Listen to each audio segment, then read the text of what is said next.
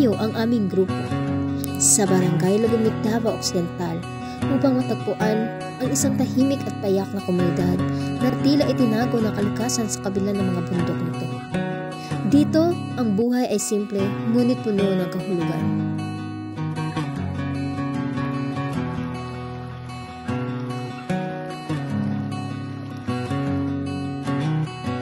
Ang araw ay nagsisimula pa lamang, ngunit kami ay handa na. Bitbit ang aming kagamitan, sinimulan namin ang paglalakad patungo sa bundok nito. Tinatayang 3 oras ang aabutin ng paglalakbay, ngunit higit pa roon ang aming inaasahang maranasan.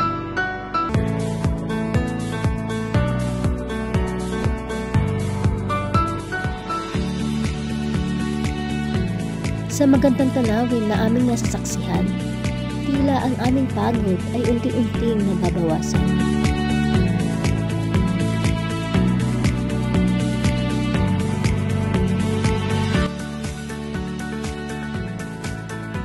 Ang unang oras ng aming paglalakbay ay tila isang pagsubok. Ang daan ay matarik at mabato. Bawat hakbang ay nangangailangan ng lakas at tiyaga. Ngunit sa bawat paglingon, tanaw ang ganda ng kalikasan. Ang mga puno, ang mga ibon, at ang hangin na tila masariwa pa kaysa saan man. At sa huling bahagi ng aming paglalakbay, unti-unting lumilitaw ang bukirin ng pamilya ni Ate Michelle. At doon ay bumuhos ang isang malakas na ulan. Sa saktong aming pagdating sa kanilang bukirin.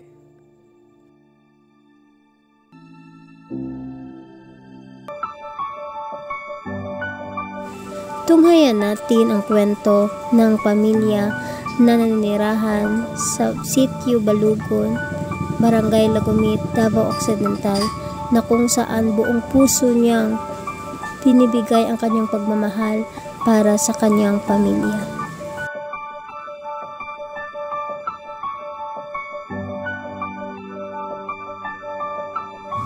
Sa gitna ng katahimikan ng kalikasan, naroon sa Ate Michelle, isang babaeng nag-alay ng kanyang buong buhay para sa kanyang pamilya. Ani pa ni Ate Michelle ay simula nung bata pa siya, dito na siya sa bundok nakatira. Dito siya natutong magtanim, mag-alaga ng hayop at magpalaki ng pamilya. Hindi madali, pero ito ang buhay na kinalakihan niya. Sa loob ng halos 4 na dekada, hinuna ni Ate Michelle ang kanyang pamilya. Hindi siya nag-asawa o nagkaroon ng sariling pamilya dahil sa takot na baka mapabayaan ang kanyang ina at lola. Ito ang araw-araw na gawain ni Ate Michelle upang malinis ang kanilang tahanan at kapaligiran.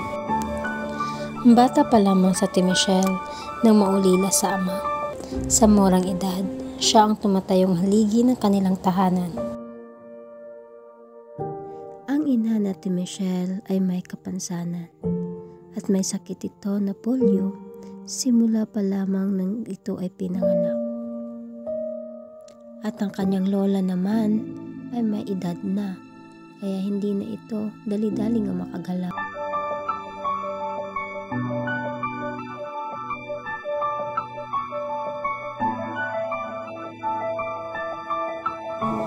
At pagkalipas ng ilang oras, ay agad-agad ding bumaba sa Ate Michelle upang makaigib ng tubig at meron silang magamit at mainom. Ito ang kwento ng kanyang sakripisyo, tapang at pagmamahal. Umabot din ng kalahating oras bago siya makadating sa kanyang destinasyon.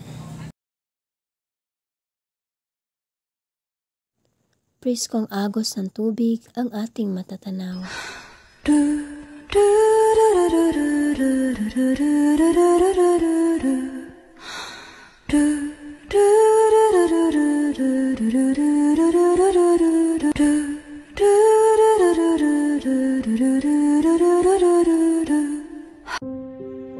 Kahit sa hirap ng buhay, sa Ate Michelle, lagi pa rin nananalangin at nagpapasalamat sa Panginoon. kahit anong hirap na kanilang hinaharap, hindi sila pinabayaan ng buong may kapal. Sa ilahati, isip isara ka anak. Nagdaanin mag-ornan, aron lang sa magkakaon, kauban sa akong wala umama. Pero grasya sa Ginoo, wala na niya ipasagdan na matulog niya na ikanihapon, makapamahawi. 3 times a day may makakaon. Grasya o kaluoy sa Ginoo, maayo kayo.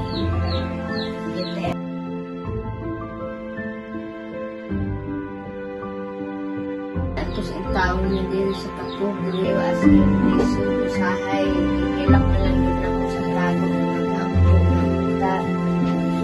Na ay isang kabinuhat, may hatag sa Ginoo para na ako na ako'y magkaayo daw, atinan sa ilang luha.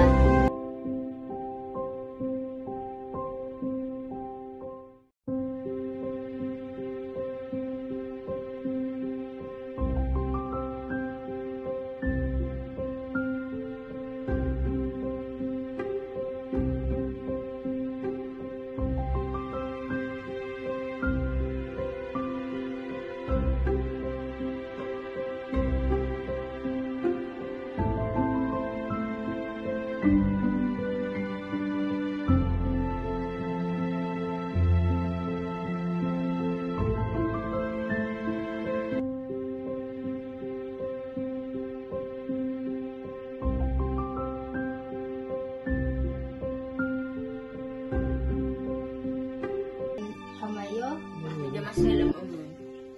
At sa panahon nga, kitagaan ninyo o kanang o kamakaroon sa pag-interview.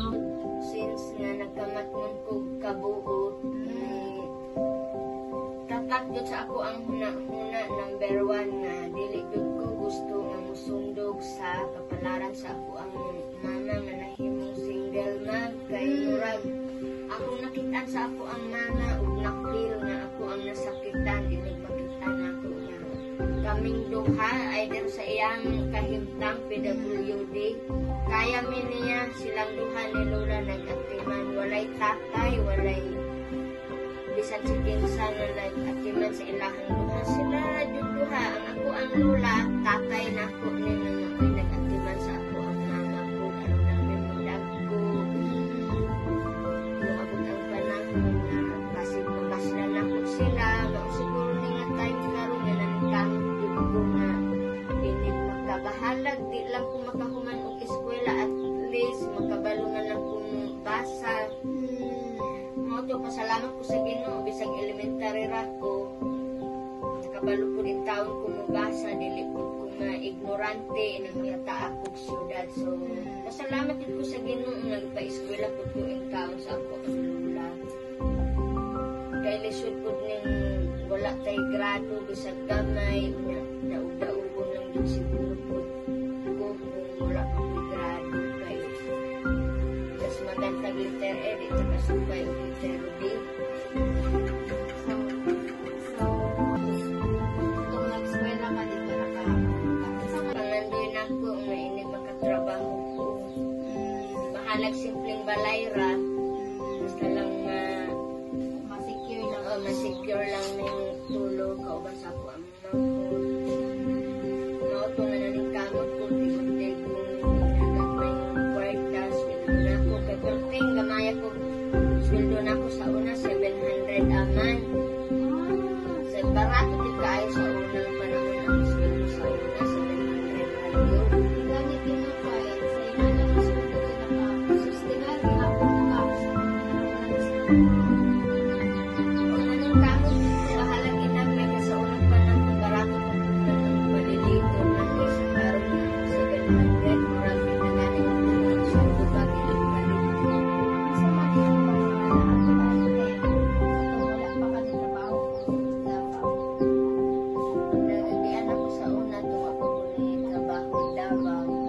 tabang-tabang ko sa ako ang Lola magkaroon mais, kamuti, kamoy, gabi, aron lang makatabang sa amo ang panginahanglanon sa matag-adlaw. Nauto akong naagian, magtabang-tabang ko ko, buyog sa ako ang Lola, mag-cornal, aron lang na ang taon, kay perting lisura sa mga panahon sa karon.